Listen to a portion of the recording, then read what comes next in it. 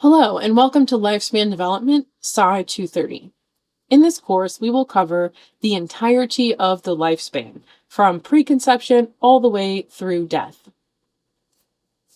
Here is some information that I like to share at the beginning of each course. Basically, I like to have this information out there so that if people are unfamiliar with this resource, now they have it and they can pass it on to friends and family. The 988 Suicide and Crisis Lifeline is available nationwide. You can call or text 988 and get attached to a resource. There's also a website, 988lifeline.org. If you're trying to get to a call center in Virginia and you have an out-of-state area code cell phone, there's also a Virginia number here that you can call. More information about COVID-19 is there as well. This page, I pulled it a little bit ago, but also there's a community service board contact information piece on here, and that can get you to other mental health services, perhaps not in a crisis situation. If you're looking for ongoing service or some other more specific service, this community service board can help you connect to resources that may be helpful to you. So there's that information for you. Please keep it handy in case you or someone you know or someone that you know knows happens to have some sort of situation where it may be helpful. Also, in case you weren't aware, if you do have a friend, family member, or yourself in crisis and you don't know what to do and you're not sure how to handle it, it's okay to bring them to a local emergency room. Those providers should be able to care for that person and get them connected to resources that can help them through that event. So today we're going to talk about a few different things. We're going to go over what the lifespan perspective is, important processes, periods, and issues in development, biological, cognitive, and socio-emotional processes, different conceptions of age, developmental issues, and some main theories around human development and how research works in this field of study. So, what is the lifespan perspective? We're going to talk about why it's important, some characteristics of this perspective, and contemporary concerns. It's important because it prepares us as individuals to take responsibility for our families and loved ones and ourselves as we grow and develop and age. It gives insight about individuals' lives and history, and it provides knowledge about what individuals' lives will be like as they age into their adult years. Communities need this information. Us as community members can be valuable resources for this information. So we need to know how to properly take care of people. And if we don't know what their needs are or as they change for the lifespan, we don't understand how to best serve those populations. So let's define development and let's figure out exactly what we mean when we say the lifespan. Development is the pattern of change beginning at conception and continuing throughout the lifespan. The lifespan perspective is the perspective that development is lifelong, multidimensional, multidirectional, plastic, multidisciplinary, and contextual. And we'll talk about that. That's a big sentence. Let's talk about that. So we're saying development is lifelong. It doesn't stop when you hit adulthood. For all of adulthood and into the later stages of life, we're still developing. Multidimensional means there's lots of different factors involved. So environment matters. Other things matter. It's not just biological or psychological. It's all of those things. It's also multi-directional. So one piece of that puzzle can impact another and vice versa. It doesn't just go one way.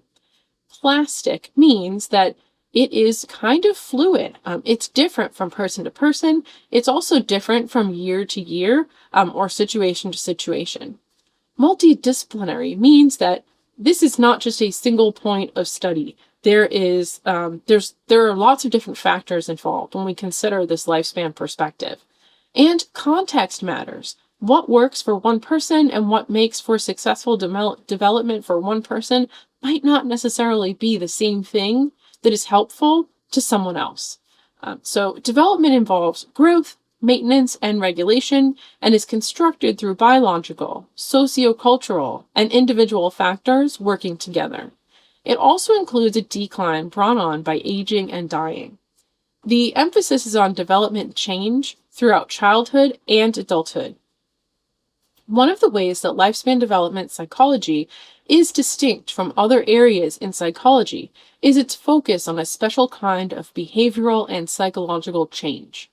Development change or developmental change is said to be different from other types of change, such as learning and maturation. What ideas do we have about what this involves?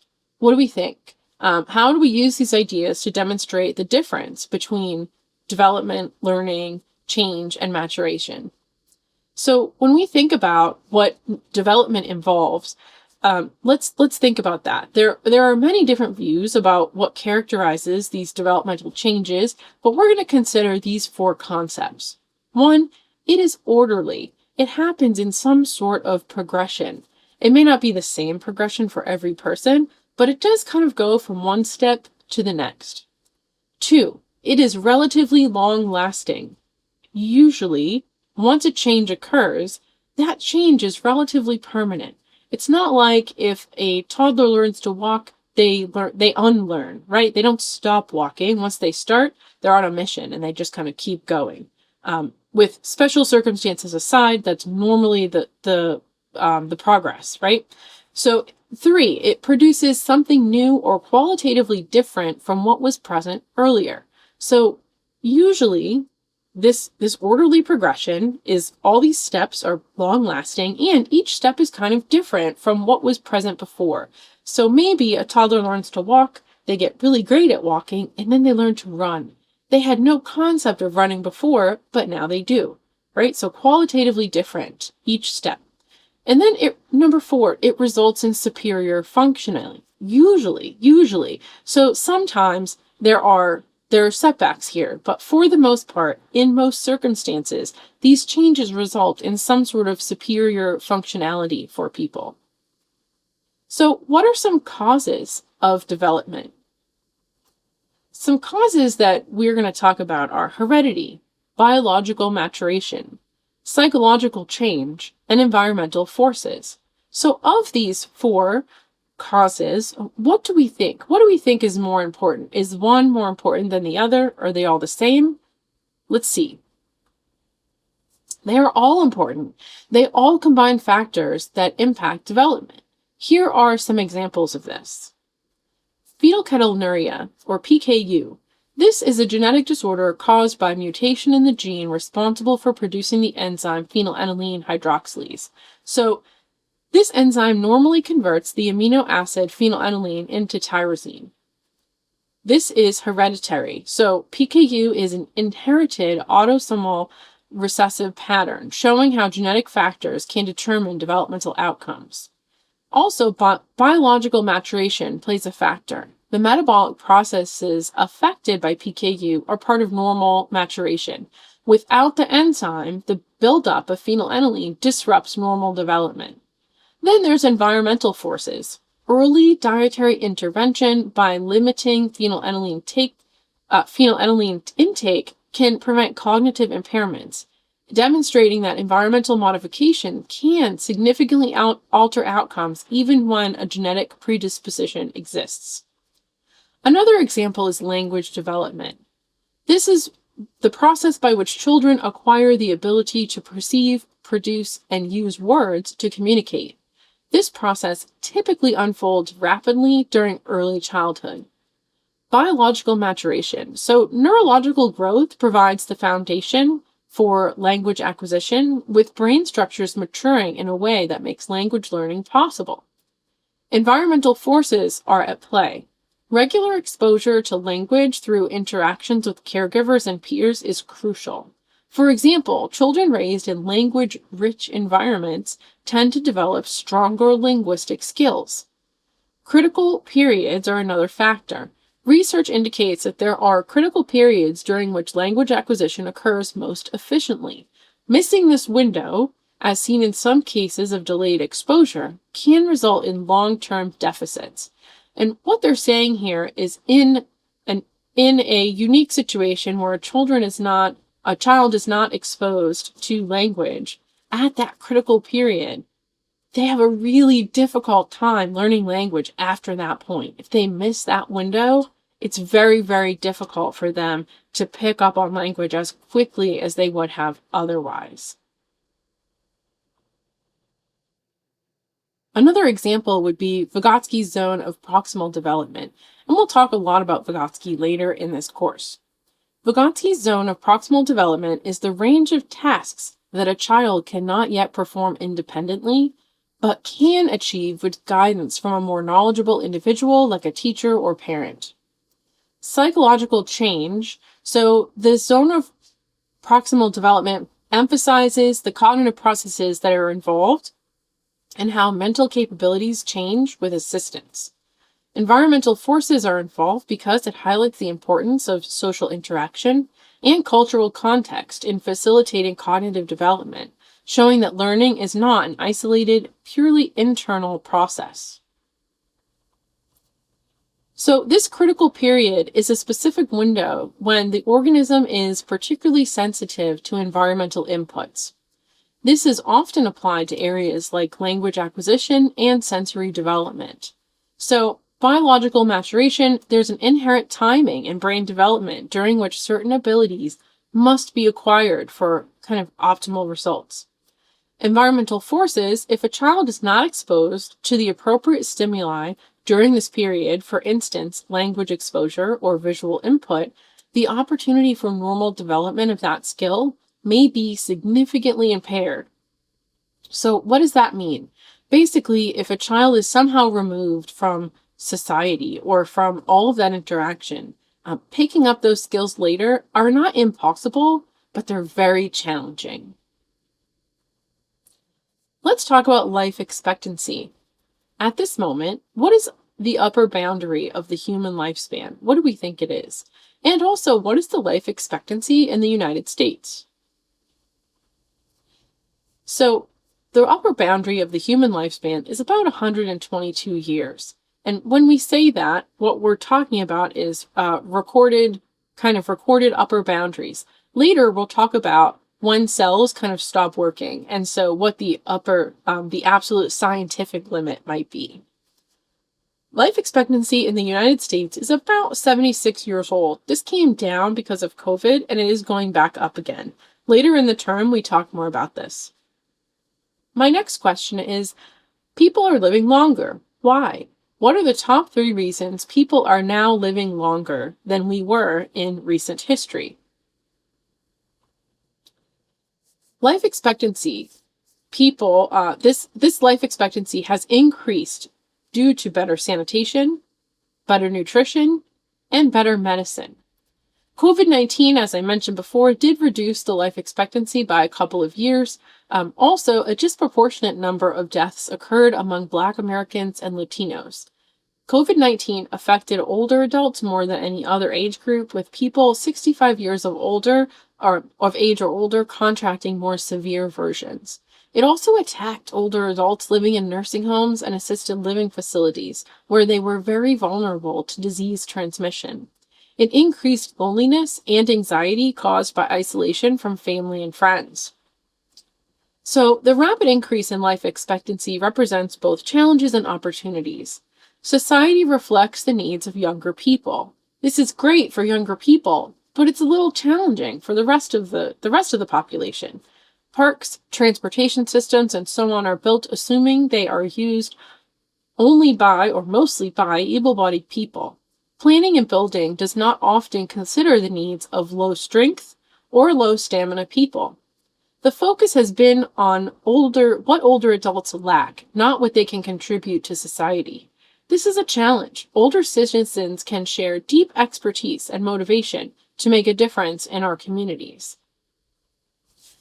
Here is a visual looking at life expectancy in the U.S. over time. So basically, well, not in the U.S., but life expectancy over time, ending in speaking about the U.S. So in ancient Greek times or prehistoric times, life expectancy was 18 or 20 years old. It was pretty low. By the Middle Ages, we were up to the kind of mid-30s, 1620s, a little later in the 30s, and then 19th century England, we were up to about 41. Then in about around 1900, 1915 in the US, we were up to late 40s, mid 50s. Then in 1954, it became 70. we look at that difference in just that short time span. Then for 2021, we have 76. And I think now in 2025, it's 77 or 78. It's gone up a little bit again since COVID. But yeah, pretty interesting, right? We made vast differences over such a short period of time. So other characteristics of the lifespan perspective include types of contextual influences. So all development occurs within a context, a setting influenced by historical, economic, social, and cultural factors. Normative age-graded influences are similar for people in a particular age group. Normative history-graded influences have common generational experiences due to historical events. And non-normative life events are unusual occurrences that have a major life impact. Health and well-being. Lifestyles and psychology states have powerful influences on health and well-being.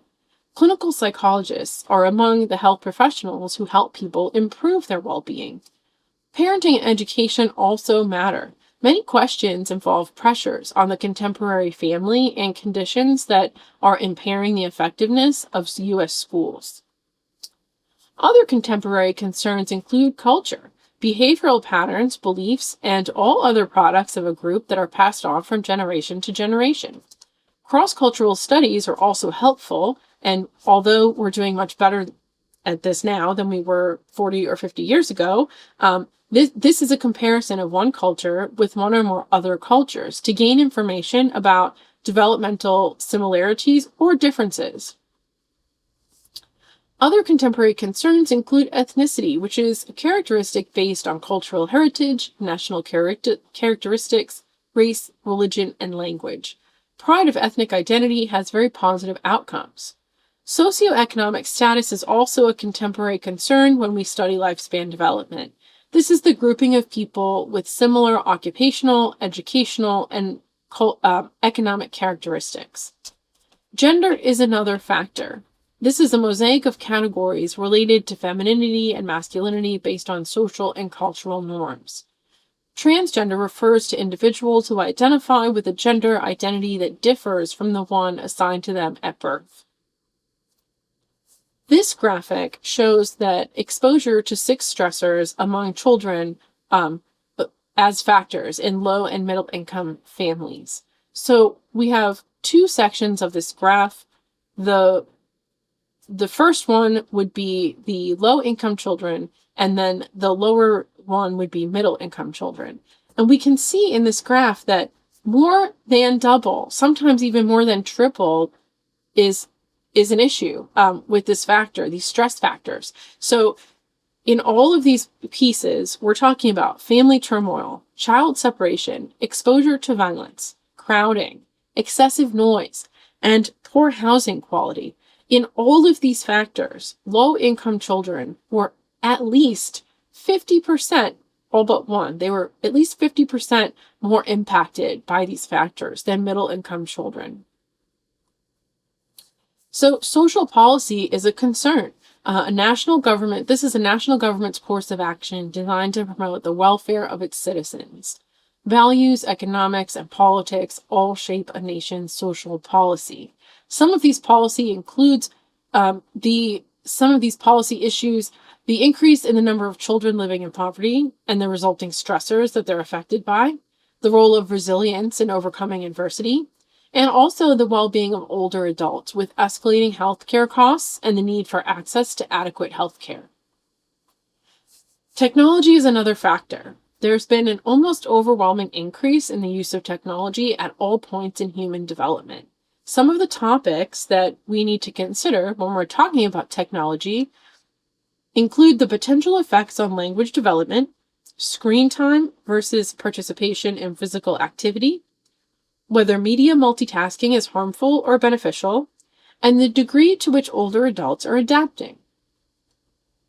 Next, we'll speak about the nature of development.